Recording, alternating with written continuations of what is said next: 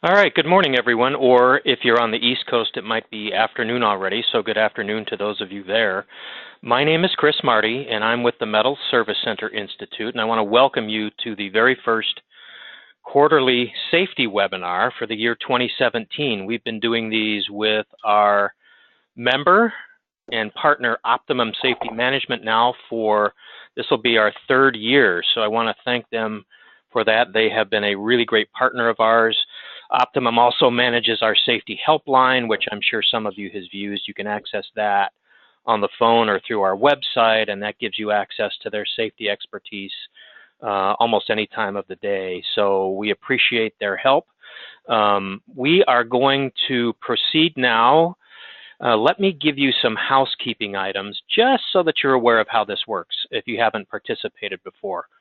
One of the things that we want to do is make sure we eliminate background noise. So what we do is use the GoToWebinar question interface and ask you, while our speaker is going through the presentation this morning, to enter any questions you might have into the GoToWebinar question interface, and then I'll keep track of those.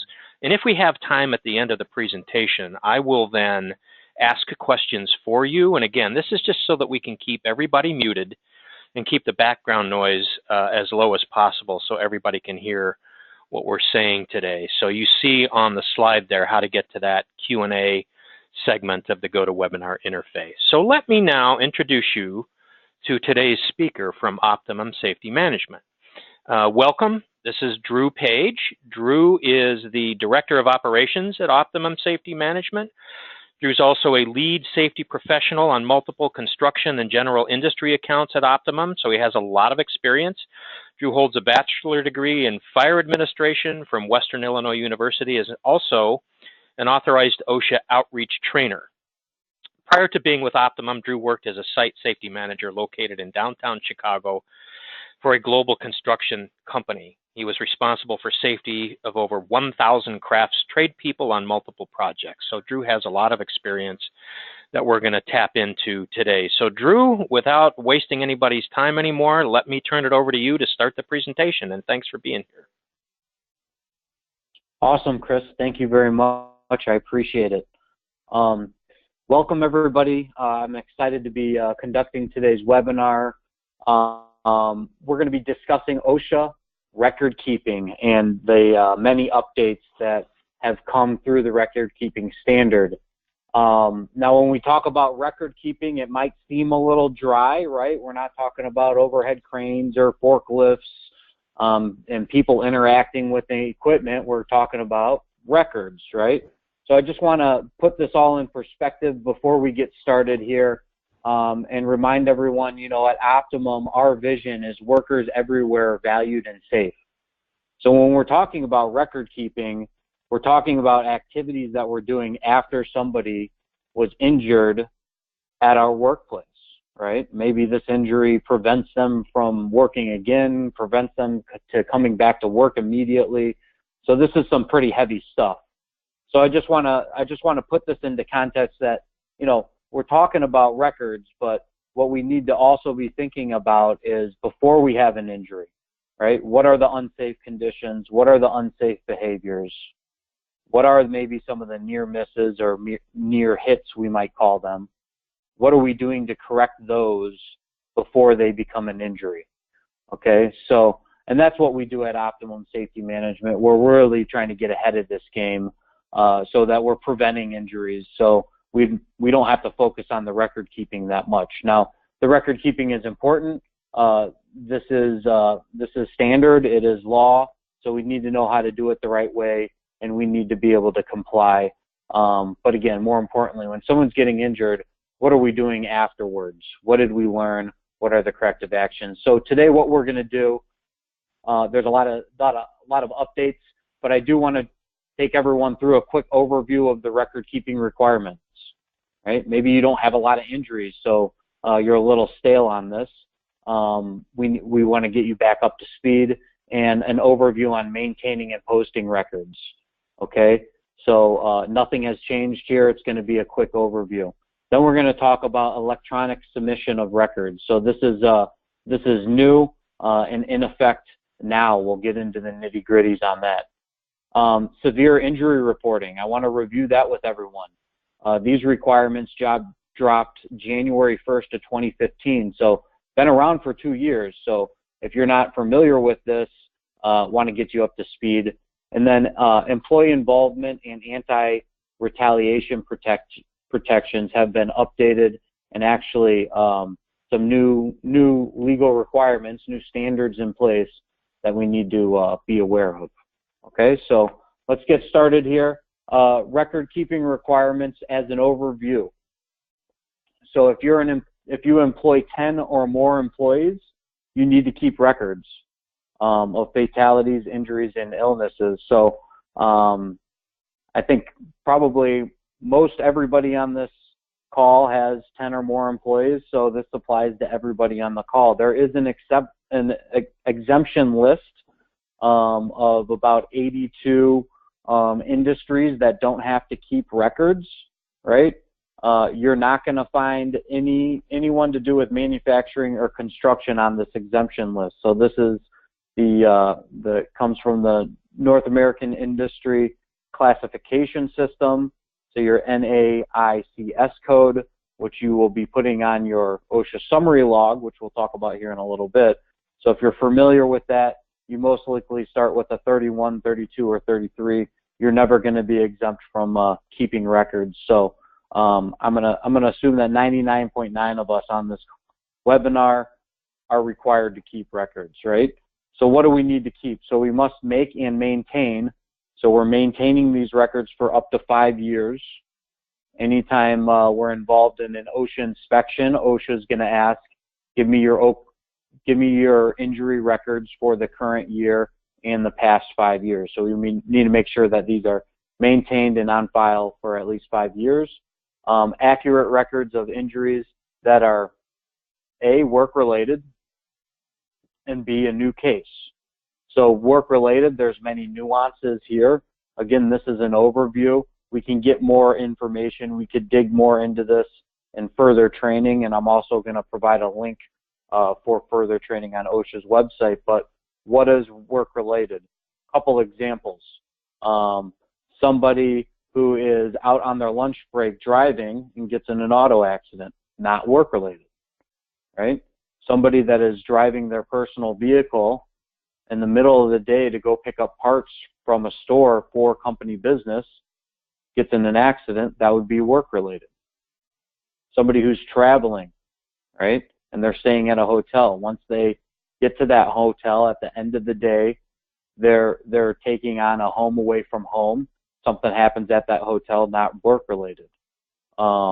Preparing food on their break and they cut their finger, that would not be work-related. So there's a lot of different nuances with this that whoever's keeping your records, we really want to make sure they understand that. And then a new case. So if someone injured their knee at work, they came back to work and they were standing on it all day and they re-injured it, or it became inflamed and they had to take more time off, that would not be a new case. So work-related and a new case that result in a fatality, days away from work, restricted duty or job transfer, all of these need to be recorded. Loss of consciousness, so someone loses consciousness, they're back to work the next day, full duty, we still need to record it. Or any medical treatment beyond first aid. So this is the sticking point where a lot of us maybe get confused. What is first aid? So OSHA identifies first aid. They have a clear-cut list, right? First aid, using non-prescription medication at non-prescription strength. So this is one that gets a lot of people to report injuries on their logs because the doctor is prescribing medication, right? So I go to the clinic and I get prescribed medication. It has to go on my OSHA log, right? Having a good relationship with your clinic is valuable, because even if they prescribe something that's maybe over-the-counter at non-over-the-counter strength, so ibuprofen at so many milligrams, and it's over what the bottle says on it, that's a prescription and it needs to go on your OSHA log. So that's one that usually gets injuries on logs. Tetanus immunization, so that is going to be preventative. That's going to be considered first aid, would not go on your OSHA log.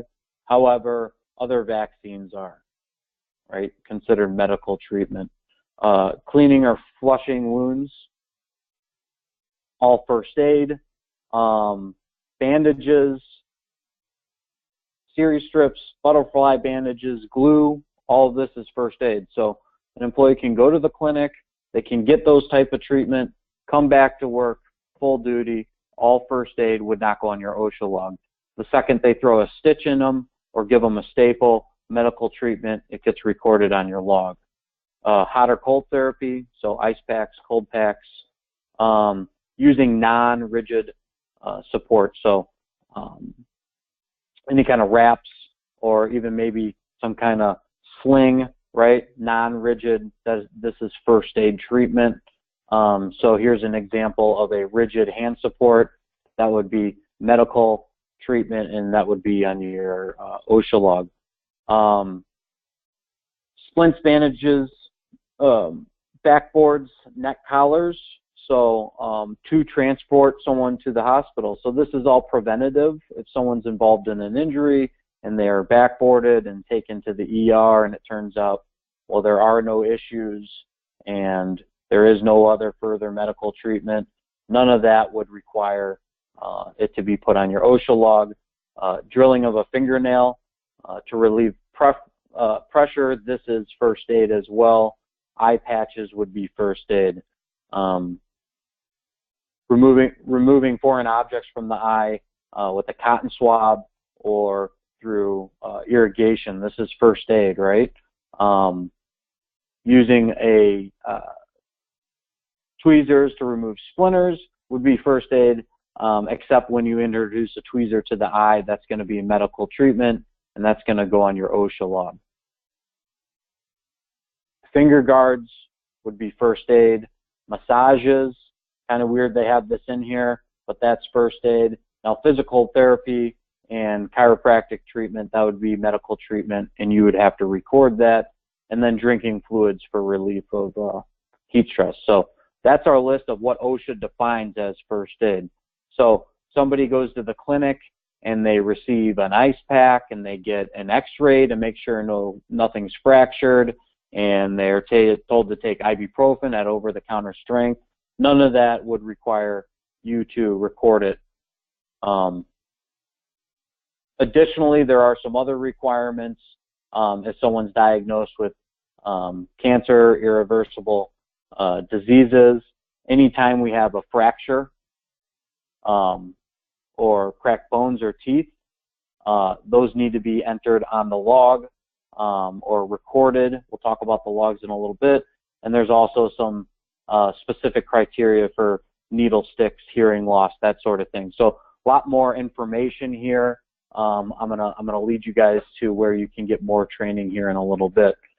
This is a nice little diagram.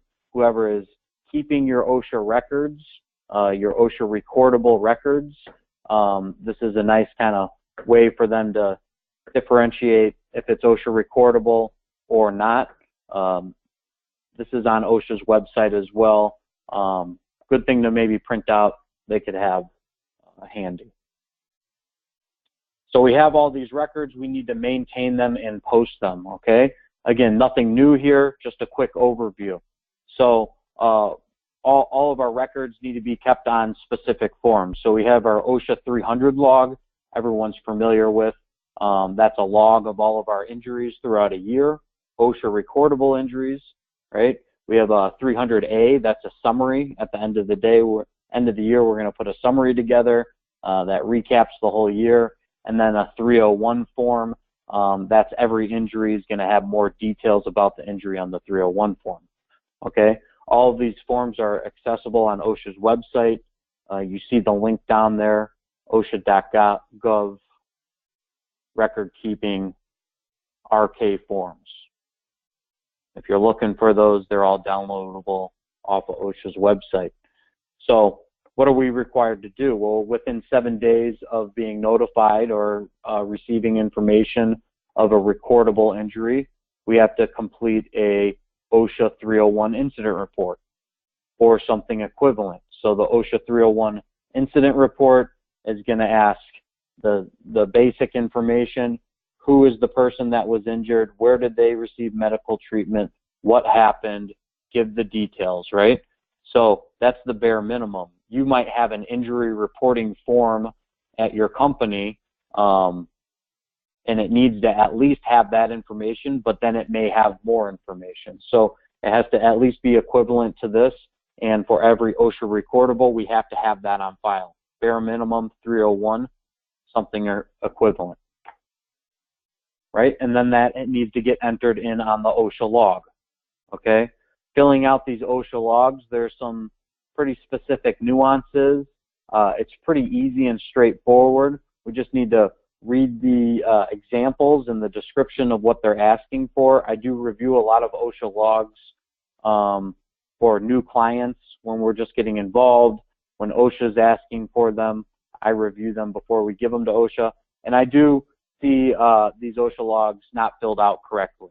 Some common mistakes I see is that if we're going to check off that it's a lost time injury, they're asking you to put an X, and then next column's over, how many days off? Maybe it was 8.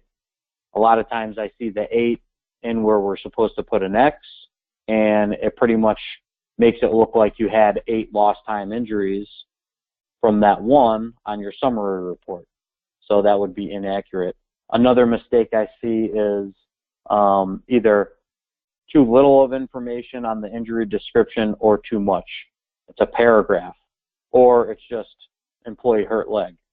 Well, they ask specifically, what was the injury, what was the body part, from what. So OSHA's looking for fracture to right leg from fall.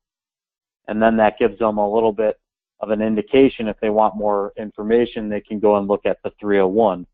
Again, if you're ever involved in an OSHA inspection, they're going to be asking you for your OSHA 300 log, your summaries, and the 301s potentially for every injury on the log. So we're going to want to make sure this stuff is filled out accurately.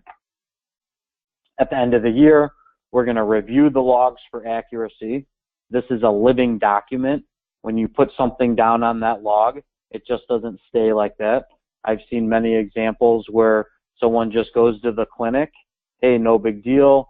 They go back, this injury is getting inflamed. Now they're on light duty.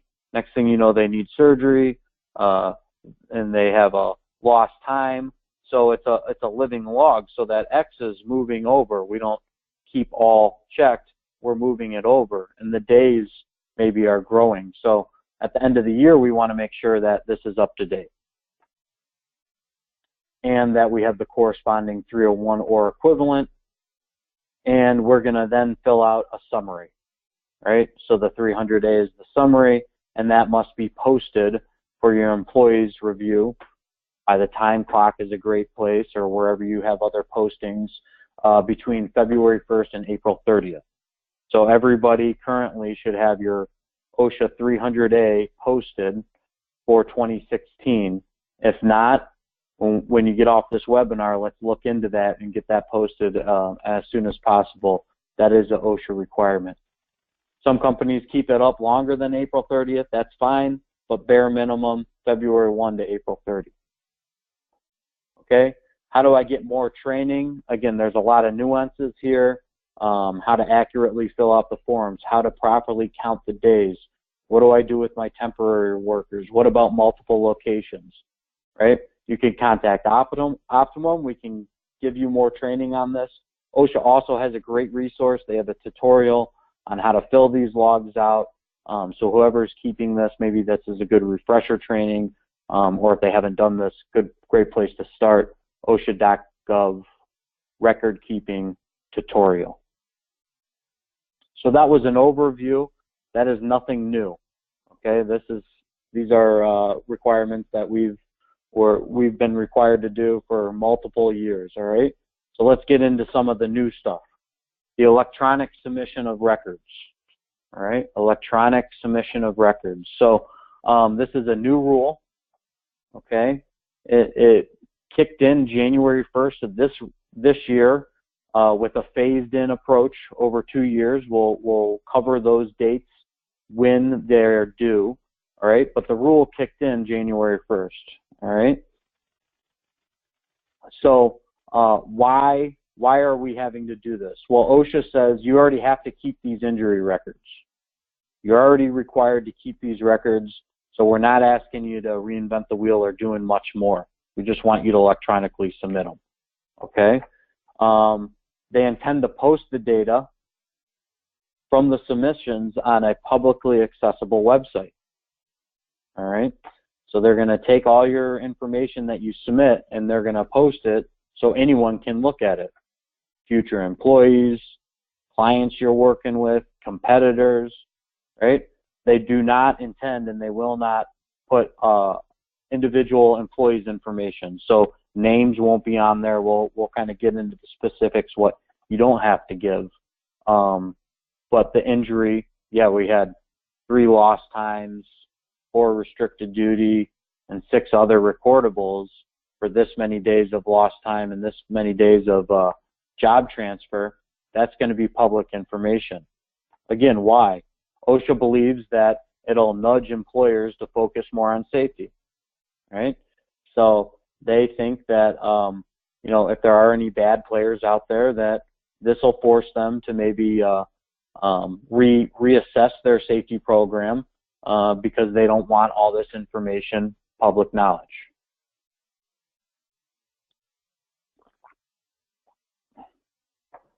So the who. If you have 20 to 249 employees and you're in certain high-risk industries.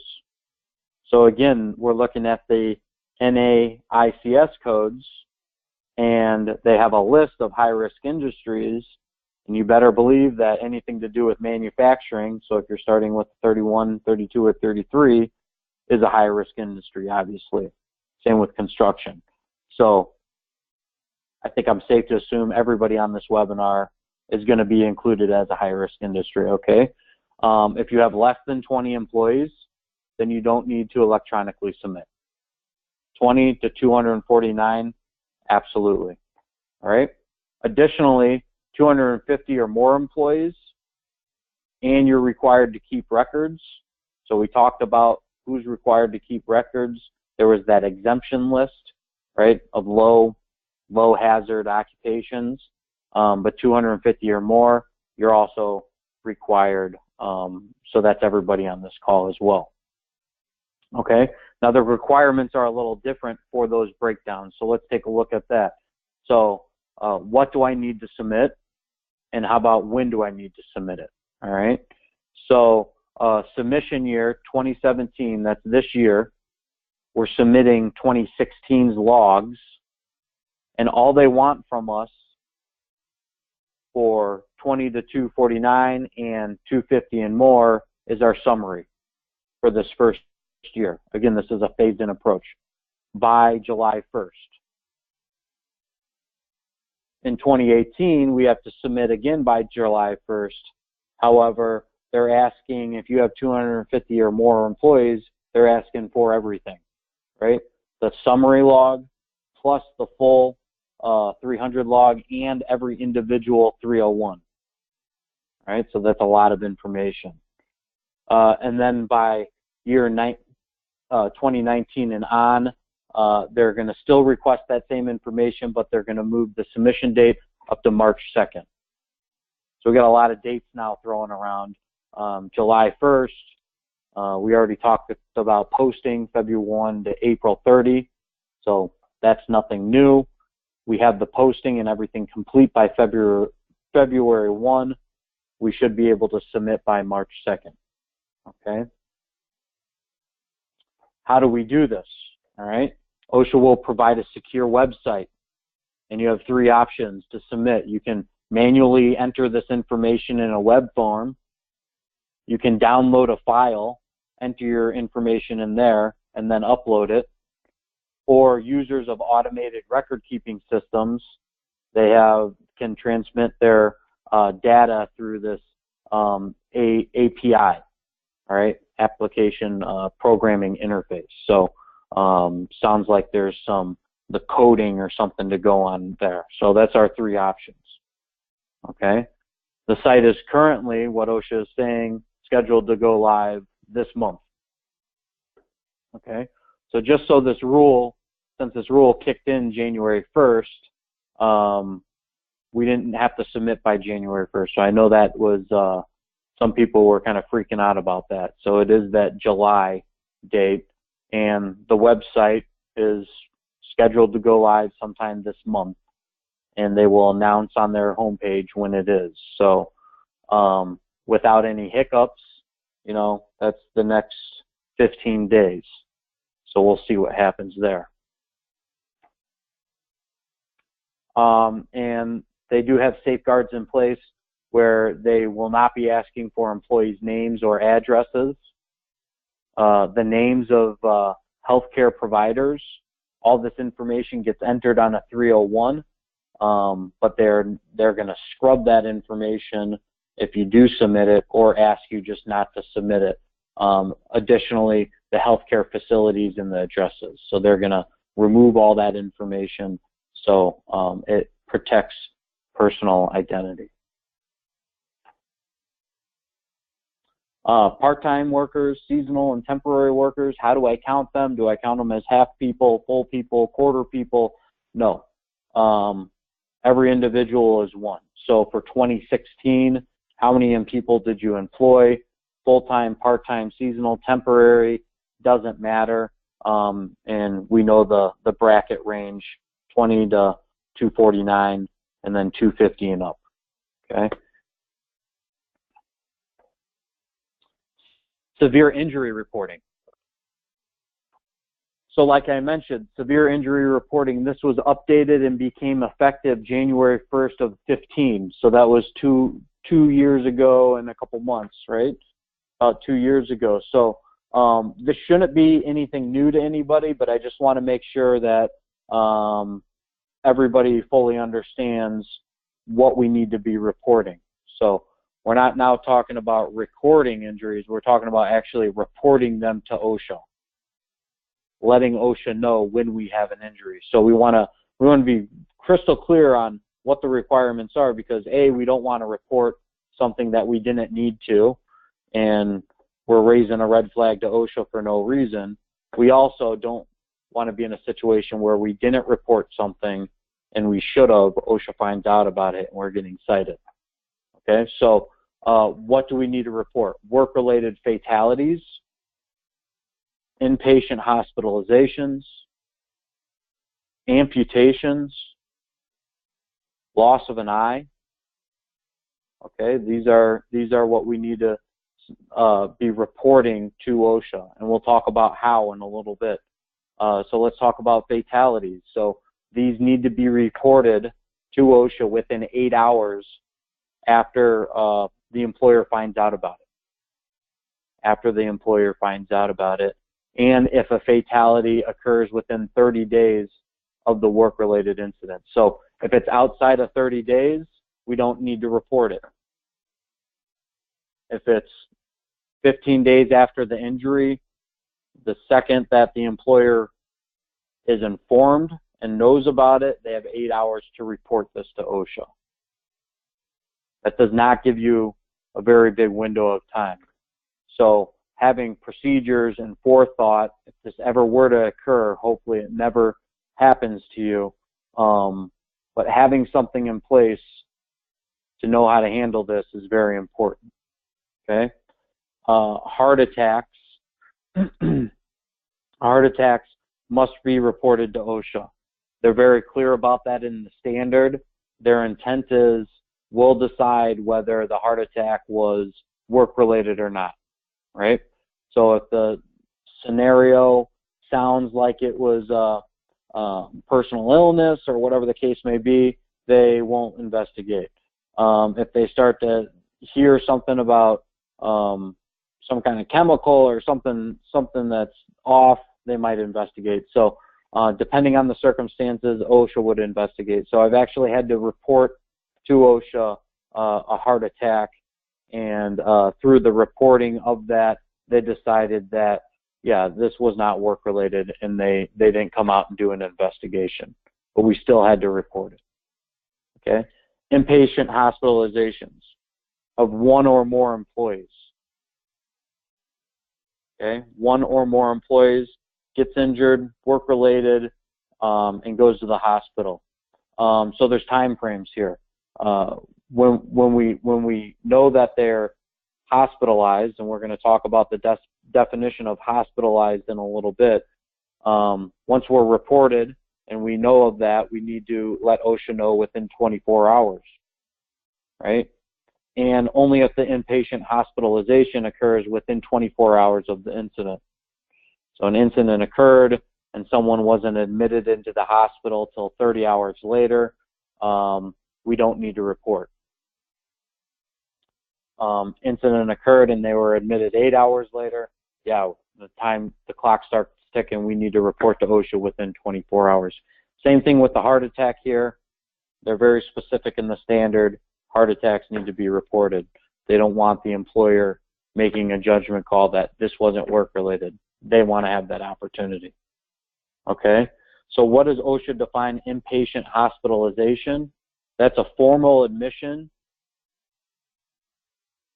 for care or treatment. So those words, care or treatment, are very specific and called out in the standard. Okay? Care or treatment. All right? You do not need to report an inpatient hospitalization if someone's admitted to the hospital for observation or diagnostic testing. All right? So I've had this occur before where someone received some burns on their hands. They were treated at the hospital, right? So this treatment is all getting recorded. This has to go on my OSHA logs. We have to record it, but do I have to report? Well, we're going to keep them overnight for observation just to ensure that this thing doesn't get crazy on us, all right? So observation only, we don't need to report this to OSHA. So my recommendation is always obtain a letter from the doctor that states that this inpatient hospitalization was for observation or diagnostic testing. Because the last thing that you want to have happen, OSHA finds out about this injury somehow, and they're questioning you on it, and they feel like it was for care or treatment. Now you have your backup documentation. This is why I didn't report it to you, because I got a letter from the doctor. Amputations. So anytime we have a work-related incident that results into an amputation, again, we got 24 hours to report, and there's that 24-hour window if the amputation occurs within the 24 hours. So this here, this single reporting for amputation is currently keeping OSHA extremely busy. Extremely busy. They get a lot of calls. They will investigate for amputations. The bulk of their time is amputation investigations. What is an amputation? A limb or appendage has been severed off, cut off, or amputated. Fingertips, right? Even with or without bone loss. So if someone cuts off the tip of their finger, they're calling that an amputation. We need to report it. Medical amputations, amputations that just because it was reattached doesn't mean it wasn't an amputation, so we need to report. What do they not include? You know, broken or chipped teeth, severed ears, degloving, scalping, pretty severe injuries. They're not calling those an amputation. However, if something like that's going on, probably a good chance that there's going to be an inpatient hospitalization, so then we're reporting for that. Loss of an eye, again, 24-hour window. That means the physical removal of the eye. It's not loss of sight without physical removal of the eye. So someone loses their sight and they don't lose their eye, you don't need to report. However, inpatient hospitalization may may come into play there as well, right? So how do I report? We can call the OSHA area office, or we can report it in person at the area office, right? I don't recommend either of those, but if you did do that and the office was closed, you can't use that as an excuse. Oh, I didn't report this within 8 or 24 hours because your office was closed, right? You got to go to step 2 and 3. There's an OSHA toll-free number, 1-800. Leave a message there. That's a little better. Still don't really recommend that. Electronic submittal on OSHA's website. That's where I recommend, because it's going to walk us through exactly what they want, and it doesn't give us an opportunity to talk to someone and maybe tell them too much information, right? Because this is going to spark an OSHA inspection, so we want to protect the rights of the employer as well, and sometimes conversations get friendly and we're giving too much information. My recommendations prior to ever contacting OSHA to report an injury is contact your safety professional and or legal to ensure that you actually do have to report this. A fatality, I would be getting legal involved immediately to help you report that. And I believe reporting through the website is a good way to go, because you're getting all the information that they are requesting. You don't have to keep calling back for more information that they're asking for, and there's a timestamp on that in case that ever becomes an issue. So that's right there on OSHA's homepage.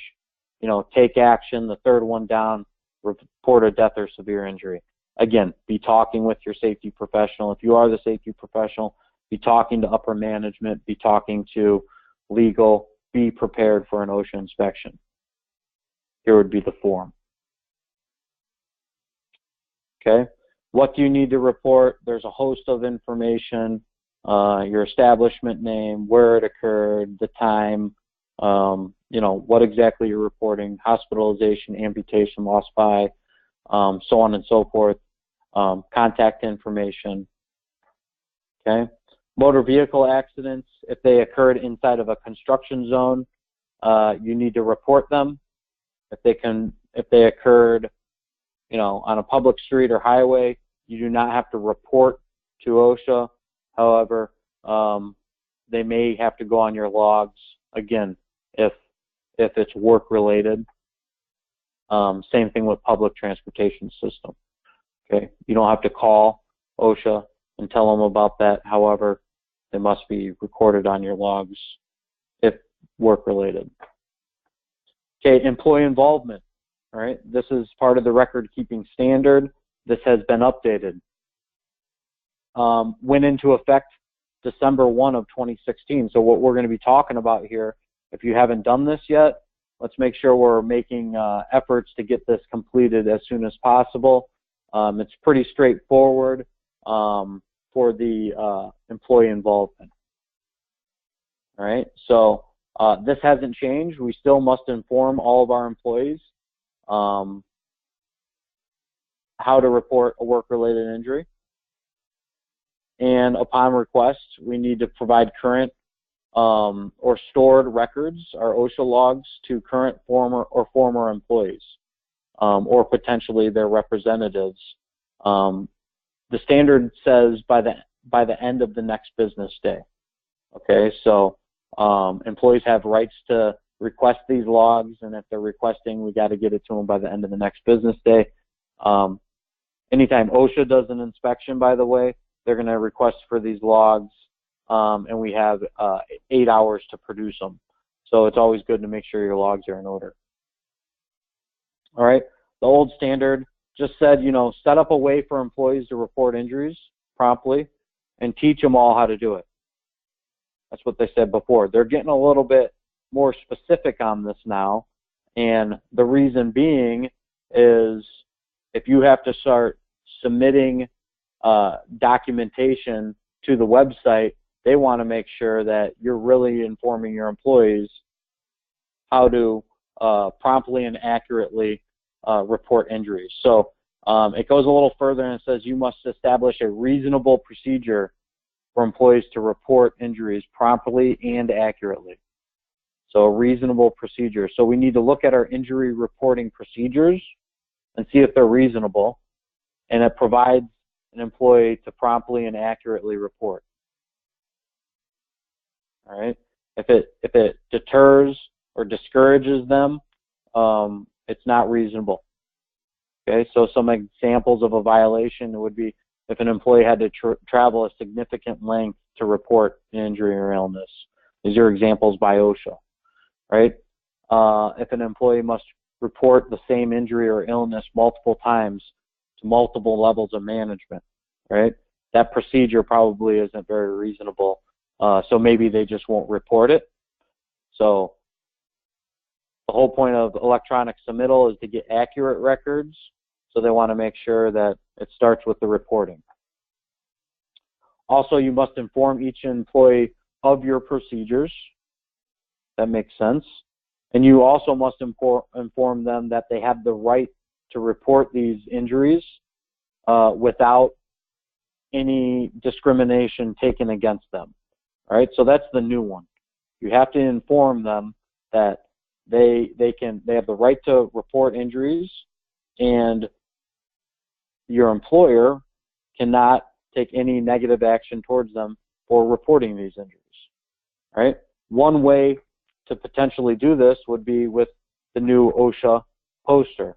You're informing them they have that information on here. I would also recommend that you have your procedure, you train them on your procedure and notify them of this information during your new hire orientation. At minimum annually through a toolbox talk are good things to be doing, okay?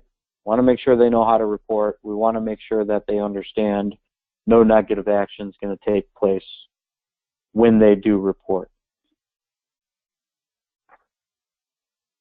So negative action, this is new where OSHA has thrown in a couple new standards regarding anti-retaliation protections.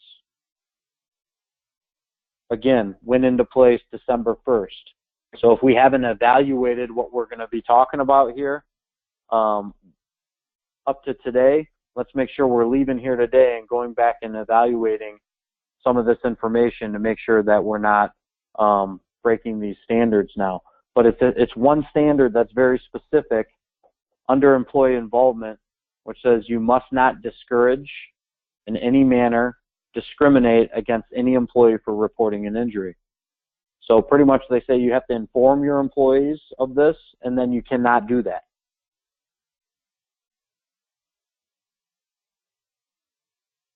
So what are we talking about here? Termination. Employee reported an injury and we terminated them. Going to be a bad deal. Reduction in pay, including denial of bonuses, right? If that happens, it's going to be a bad situation. Maybe demoting them. After reporting an injury, if we're demoting someone and it could be tracked back to them reporting that injury, OSHA's taking this very seriously. It's going to be a bad situation for your company. How about embarrassing the employee, right? Again, OSHA gives us this example, making them wear, a fluorescent vest for a week because they were injured and everyone's kind of laughing at them. I've never heard of that happening. Sounds kind of silly to me, but want to be talking about it, right? And then they throw out there any other adverse action. Any other adverse action, which kind of leaves that a little open-ended. We're going to talk about 3 specific programs that they called out in the preamble, and that they're going to be hitting on hard for this adverse action. So some of you probably know that there's a whistleblower law, right? And you're probably thinking, Drew, this is what the whistleblower law covers. Why are they putting this in there as a standard as well? So the whistleblower law is covered under Section 11C of the OSHA Act and protects employees from these kind of retaliations that we just talked about if they file a complaint with OSHA. If you have an employee that files a complaint with OSHA and you find out who that employee was, you cannot take any negative action against them, or they can file a whistleblower claim, and it's going to be a bad situation for you and your company. Raising a health concern to their employer, right? They have that right. You can't take negative action towards them. Participating in an OSHA inspection and reporting work-related injuries and illnesses. So, Drew, it's right there. Why would they put this in as a standard as well? Well, the standard, it specifically protects reporting injuries and illnesses. Again, electronic submittal of injury data is the whole thing that they're looking for here. So they're thinking, well, if companies now are going to be publicly broadcasted on a website that anyone can get to show all their injuries, maybe these companies are going to start deterring people from reporting injuries. So we have to be very specific with our standards so that doesn't happen. We got to be very specific to tell them they have to have an awesome procedure to report these injuries, not going to deter employees, and they're not going to take any negative action. Okay? So that's first and foremost. And then secondly, 11C, OSHA can only enforce that if an employee files a complaint within 30 days of the retaliation. Outside the 30 days, it's outside the statute of limitations. OSHA can't do anything about it. Now with the standard, right, if they find evidence of any kind of holding employees back from reporting injuries from adverse actions, right, they're going to cite you. They don't have to wait for a complaint. Okay? Specific examples called out in the preamble of this rule are disciplinary programs, employee incentive programs, and drug and alcohol testing policies. Okay, so we're going to go through each of these real quick and give some examples. So disciplinary policies. We're not prohibiting, OSHA is not prohibiting disciplinary programs. You actually have to have a disciplinary program to run a proper safety management system. Right? We have to have a program for ladder use. We have to train our employees for ladder use. We have to inspect how they're using ladders. When they're not doing it the right way, we have to have a disciplinary program. Write-up, retraining, corrective action, whatever the case may be. Right? But you can't use your program to threaten employees from reporting injuries and illnesses. Okay? So let's look at some violations. Inconsistent disciplinary action. So you only use your write-ups when someone gets hurt. Someone fell off the ladder and they hurt themselves and you're talking to them, oh, you were straddling the top of an A-frame ladder. Well, you know you're not supposed to do that. It's in our policies. We trained you on that. So I'm going to write you up. You broke a safety policy. I'm going to write you up. You better make sure that you have other write-ups maybe for that employee, for other employees, for other ladder use infractions. If not, if that's your only write-up in a year, you have 3 write-ups and they all happened after someone got hurt, OSHA finds out about that, you'll get cited, right? Every time you see someone not use a ladder the right way, if there's disciplinary policy enforced, and then you take it up and then you use it after someone gets hurt, that might be a different story. There are companies out there that are saying if we learn about a safety violation after an injury occurs, we're not using our disciplinary program because we should have been good enough to be proactive to find these to correct before someone gets hurt. They don't want to put themselves in that situation. So we got to be very careful. Automatic suspension of termination after an injury, right? This is your 3rd time getting hurt. You're fired. That would be a violation. Assigning strikes or points that have future consequences. Your bonus is structured if you don't have any injuries. Every injury you have, you get points. And at the end of the year, if you have enough points, you get your bonus. That's going to deter someone from reporting injuries, and you would be cited. just general threats against reporting injuries obviously would not be good. Disciplinary action based on vague or broad work rules, right? You got hurt, I'm writing you up because you weren't careful. I wasn't careful. I was standing where I was supposed to be standing, and Bob dropped something on me. I don't think Bob was careful, right? So we got to be, we as employers need to be careful how we're using our disciplinary policy. Employee incentive programs. Again, OSHA does not say you have to throw this in the toilet and you can't incentivize employees for safe behavior. They're not saying get rid of your program. However, they are saying if it penalizes workers for reporting injuries, you're in violation. So let's look at some examples. You'll get a $50 gift card for every 6-month period without a recordable injury. Citation. You're entered into a drawing at the end of the year at our holiday party if you have 0 recordable injuries, right? For a 40-inch flat screen TV. Okay. Well, if I get hurt, I might hide that because I want that flat screen TV. And if I'm hiding my injury, we're not properly reporting it, and then we can't electronically submit it. So OSHA is going to cite on that. Hey, we're going to have a pizza party every month that our facility has 0 recordable injuries. Well, who wants to be the guy to ruin the pizza party? Nobody. So we can't do that. I say have the pizza party every month, and even if you have an injury, talk about what the corrective action is. Learn from it. Talk about your safety culture. Keep pushing your safety culture forward, right? So what are we going to incentivize on then? Participation in our safety program, right? Completing trainings, completing the toolbox talks on time, reporting near misses, reporting hazards, completing inspections, you know, being a part of the program, doing job hazard analysis with the supervisor. I mean, we can be extremely creative on these proactive approaches.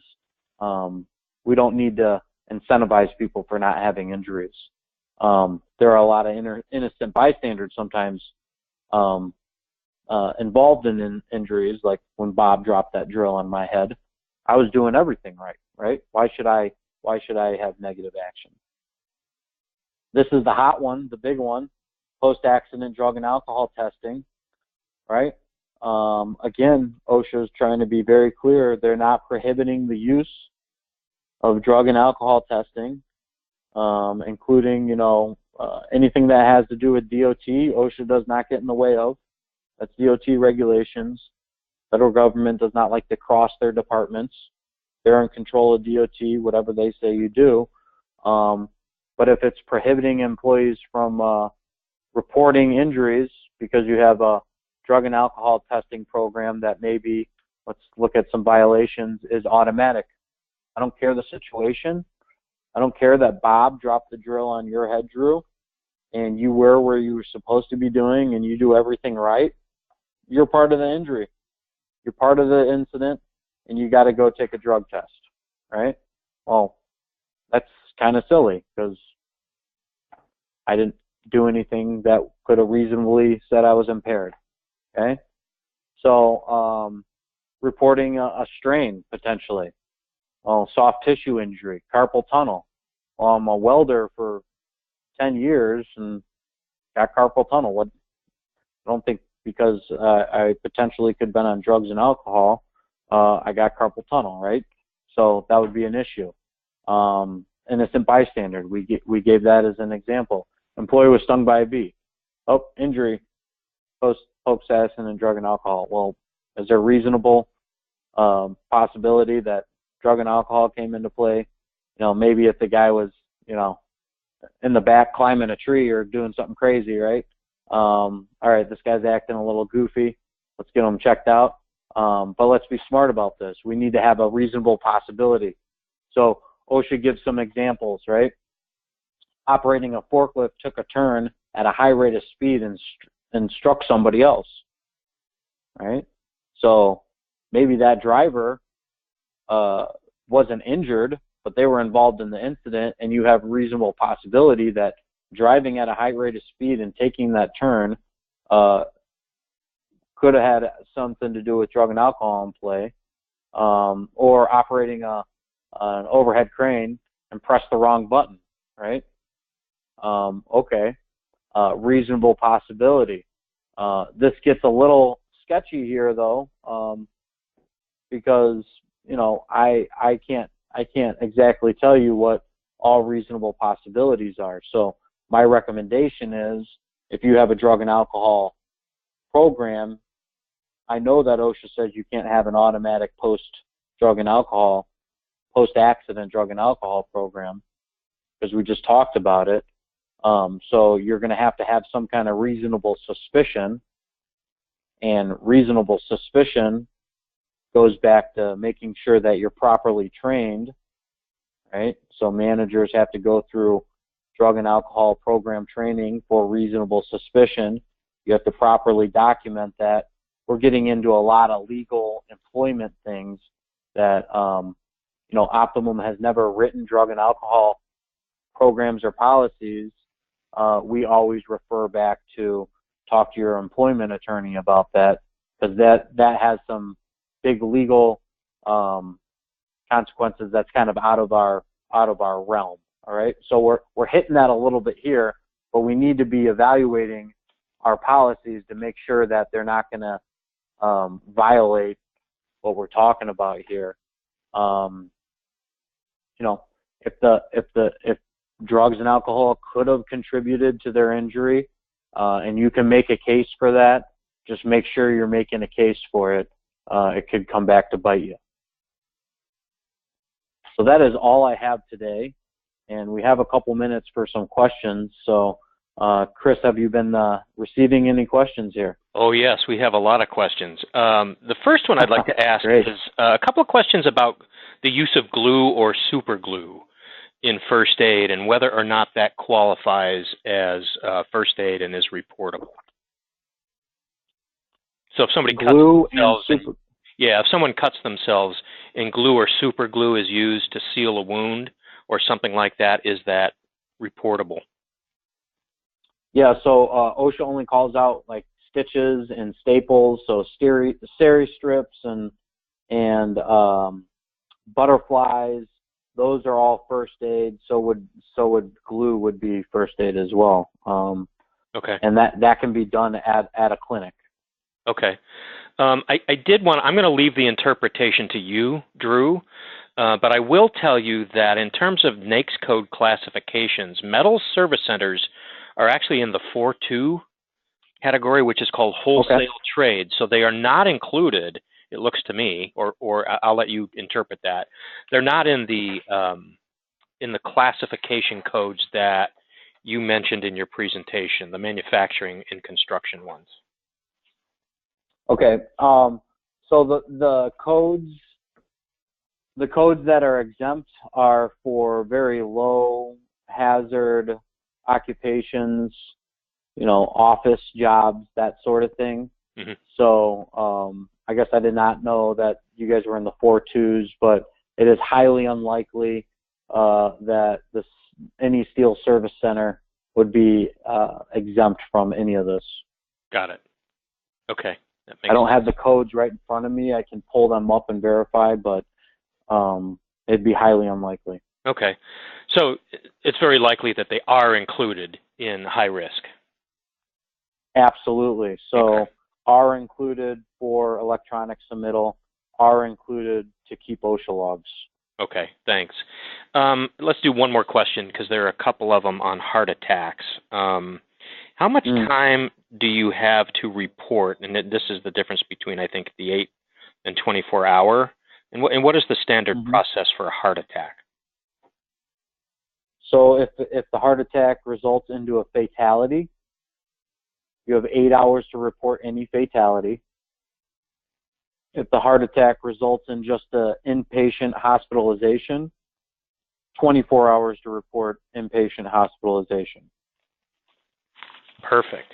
Okay. So that wraps up our hour-long presentation. I think on the next slide we show the safety helpline that Optimum maintains for MSCI members. If anyone in the audience does have we didn't get to all the questions by any means. So I think if you do have a question, the best way to get an answer is to submit it to the safety helpline, which if you go to the MSCI website and the safety page is actually a clickable, you can submit an email or you can call the number on the screen here. So, and I know a fair number of our members use that, and it's always been helpful. So if your question didn't get answered, please do that. I want to just once again make sure everyone knows we'll leave the GoToWebinar running for a little while, because in the handouts section of the interface, you can download Drew's presentation in a PDF document. So if you want to do that, we'll leave the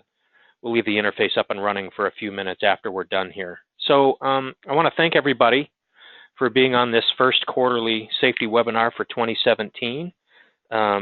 There is a final slide that explains how to get the handouts if you weren't able to download them, and I know there are a couple of people who couldn't. So, Drew, if you could advance one more slide, there you go.